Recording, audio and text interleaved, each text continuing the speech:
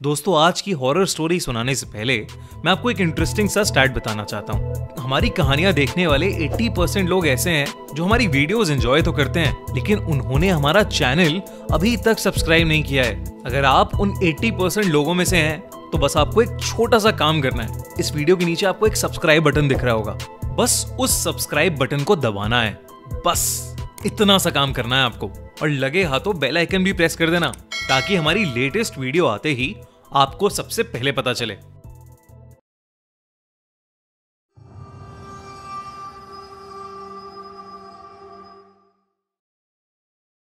कमला horror story. ये कहानी करीब 40 साल पुरानी है। 1980s में 23 साल की कमला की जिंदगी में सब कुछ ठीक चल रहा था, पर एक दिन उसके पिता अचानक कहीं गायब हो गए। उसने अपने पिता को बहुत ढूंढा, लेकिन वो कहीं नहीं मिले। कमला की मां की मौत पहले ही हो चुकी थी और वो अपने पिता के लापता होने के बाद बहुत ज्यादा अकेली पड़ गई थी। जब कई कोशिशों के बाद भी उसके पिता नहीं मिले तो सबने उन्हें ढूंढना ही छोड़ दिया और हार मान ली। इतनी टेंशन के बीच कमला का ध्यान रखने वाला कोई नहीं था, इसलिए कमला के चाचा चाची ने उसकी शादी प्रभाकर परिवार के बड़े बेटे अजीत से कर दी, ताकि कमला का ध्यान रखने के लिए हमेशा कोई हो। अजीत ने कमला को उसके मुश्किल समय में संभाला और वो थोड़ा बेहतर महसूस करने लगी। कमला अपने नए घर में अपनी नई जिंदगी से एडजस्ट करना सीख रही थी और धीरे धीरे खुश होने भी लगी थी। सारा परिवार उसे बहुत प्यार देता था और उसका ख्याल भी रखता था, खासकर उसका देवर राजेश। पर धीरे धीरे चीजें बदलने लगी। एक दिन जब कमला सो रही थी तो उसकी अचानक किसी के रोने की आवाज से नींद खुल गई।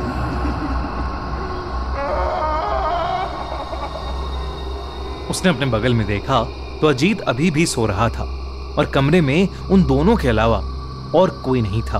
उसे वो आवाज फिर से आई, लेकिन अभी भी उसे कोई नहीं दिख रहा था। उसने इसे अपना वहम समझा और चुपचाप वापस सो गई। लेकिन उस दिन के बाद से उसे लगभग हर वक्त वो रोने की आवाजें सुनाई देने लगी थीं। उसे ऐसा लगने लगा था कि ये आवाजें शायद उसके पिता की हैं, जो दर्द में चीख रहे हैं और उससे मदद मांग रहे हैं। कमला अब घबरा चुकी थी और उसने ये बात अजीत और रजनीश को बताई। दोनों ने ये उसका वहम समझा और उसे कहा कि शायद ये इसलिए हो रहा है क्योंकि वो अपने पिता को बहुत मिस कर रही है। धीरे धीरे कमला की तबीयत भी खराब रहने लगी। उसे हर वक्त गुस्सा आने लगा था। वो छोटी छोटी बातों पर चिढ़ जाती थी और अगर उसे कोई किसी भी चीज के लिए मना करता तो वो उसको जान से मारकर खाने की धमकी देने लगी थी। सबको लगा कि अपने पिता के खोने का दुख उसके दिमाग पर हावी हो रहा था, लेकिन इस सब के बीच कमला को वो आवाजें अभी भी आ रही थीं। एक दिन वो आवाज कमला को हवेली के एक पुराने कमरे से आ रही थी। वो जब उस कमरे में गई तो उसे वहां एक काली मूर्ति मिली। उस मूर्ति को देखते ही उसे एक अजीब सी बेचैनी महसूस हुई, लेकिन जैसे ही उसने मूर्ति को छुआ उसे बेहद अजीब सा लगने लगा। उसे घुटन महसूस होने लगी और उसे सांस लेने में अचानक बहुत ज्यादा तकलीफ होने लगी। कमला ने घबराकर उस मूर्ति को वापस नीचे रख दिया।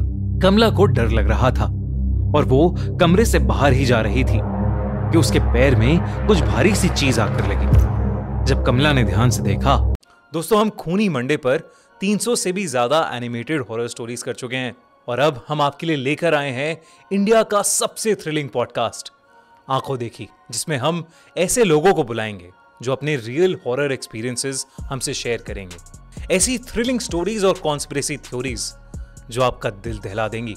तो जैसे अभी तक आपने खूनी मंडे की एनिमेटेड स्टोरीज को प्यार दिया है, आप हमारे नए पॉडकास्ट आंखों देखी को भी उतना ही प्यार देना। हमारे पॉडकास्ट के पहले गेस्ट हैं एक कमाल के स्टोरी टेलर यूट्यूबर SR पे, जिन्होंने हमसे शेयर करी हैं पहाड़ों की बहुत सारी हॉरर स्टोरीज। तो इस वीडियो के बाद हमारे पॉडकास्ट आंखों देखी का पहला एपिसोड देखना मत भूलना, लिंक पिन कमेंट में। तो वहां एक इंसानी खोपड़ी, एक स्कल उसके पैरों में पड़ा था। तब कमला को देखा कि उस कमरे में कुछ और भी चीजें पड़ी हैं। उस कमरे में ढेर सारी इंसानी हड्डियां इधर उधर पड़ी थीं और हर जगह खून ही खून था। वो जब उस कमरे को और ध्यान से देखने लगी तो वहां उसे एक खत मिला। उसने खत उठाया और उसे पढ़ने लगी। खत में लिखा था कि वो मूर्ति श्रापित है और इसने उनके पुरखों को भी परेशान किया है। ये सब पढ़ते ही कमला को अपने पिता की चीख सुनाई दी और वो मूर्ति अपने आप जोरों से हिलने लगी। कमला को एक अजीब सा भारीपन महसूस होने लगा, जिसके बाद वो एकदम से बेहोश हो गई। कमला ने जब अपनी आंखें खोली तो वो अपने कमरे में ही थी और सब परिवार वालों ने उसे घेर रखा था। कमला उन्हें सब कुछ बताने लगी, लेकिन सबने उसको बताया कि उन्हें वो घर के ड्राइंग रूम में बेहोश पड़ी मिली थी और शायद ये उसका कोई बुरा सपना था। उन्होंने कमला को दवाई दी और उसे सुला दिया, पर उस रात कमला हमेशा हमेशा के लिए बदल गई। अजीत बाकी रातों की तरह डिनर के बाद वॉक करके कमरे में आया तो उसने देखा कि कमला बिस्तर पर नहीं, बल्कि कमरे के एक अंधेरे कोने में दीवार की तरफ मुंह करके जोर जोर से हंस रही है। उसने कमला का नाम चिल्लाया। कमला उसकी तरफ मुड़कर रोते हुए, मदद मांगते हुए उससे कहने लगी, मैं निर्दोष हूं, मुझे बचा लो। कमला को इस हालत में देखकर अजीत टूट गया और वो उसे गले लगाकर शांत करने लगा। किसी तरह उसने कमला को शांत करके बिस्तर पर लेटा दिया और वो रात जैसे तैसे बीत गई। पर अगले दिन कमला की तबीयत और ज्यादा बिगड़ने लगी। अगर कोई भी उसका नाम लेता तो वो उसकी तरफ मुड़कर उसे जान से मारने की धमकी देती। कमला की शक्ल भी अब बदलने लगी थी। धीरे धीरे उसका चेहरा सफेद पड़ने लगा था, आंखों के नीचे काले गड्ढे हो गए थे और वो पागलों की तरह बिहेव करने लगी थी। सारा प्रभाकर परिवार कमला को इस हालत में देखकर बहुत परेशान था, क्योंकि कमला ने रात को पागलों की तरह हंसना शुरू कर दिया था। कमला पूरा दिन बस रोती और हंसती रहती। प्रभाकर परिवार को लगा कि कमला पागल हो चुकी है, लेकिन उससे पहले वो कुछ कर पाते, उनके साथ एक बहुत बड़ा हादसा हुआ। एक दिन शाम को कमला के ससुर अपने रूम में बैठकर चाय पी रहे थे, जब उन्हें एकदम से अपनी पीठ पर ऐसा महसूस हुआ कि जैसे उनकी पीठ में कोई नुकीली चीज घुसा दी। उन्होंने दर्द में जब मुड़कर देखा तो कमला वहां खड़ी पागलों की तरह हंस रही थी। कमला के हाथों के नाखून कमला के ससुर की पीठ के अंदर थे। कमला के ससुर ने जोर से चिल्लाया और सब कमला को कंट्रोल करके अंदर ले गए और उसे उसके कमरे में ले जाकर उसे बेड से बांध दिया। लेकिन देर रात अजीत ने देखा कि कमला बिस्तर में थी ही नहीं। उसने बाहर जाकर देखा तो कमला भागती हुई उसके ससुर के कमरे में घुस गई। अजीत कमला को पुकारता हुआ उनके कमरे में घुसा, पर इससे पहले वो कुछ कर पाता, कमला ने अपने ससुर को पकड़ लिया और बिना कुछ सोचे समझे उन्हें जानवरों की तरह मारकर उनके शरीर का मांस नोचने लगी और फिर उसे खाने लगी। पूरा घर चीखों और डर से गूंज उठा, लेकिन कोई भी कमला को रोक नहीं पा रहा था। अजीत और उसकी मां ने कमला को उनके पिता की लाश के साथ लॉक कर दिया। उन्हें कुछ समझ नहीं आ रहा था और अंदर कमला पागलों की तरह चिल्लाई जा रही थी। वो जोर जोर से चीख कर कह रही थी कि मैं सबको खा जाऊंगी।